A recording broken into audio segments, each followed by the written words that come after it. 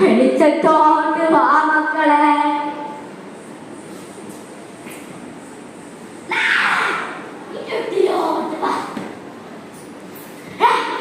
എന്തോരം മിഠായികളാ.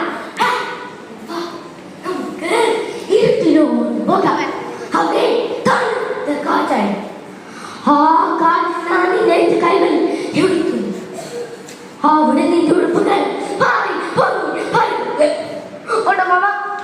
വീട്ടിലോട്ട് പോണ്ട. എനിക്ക് വീട്ടിൽ പോണം. അമ്മയെ കാണണം. അമ്മ.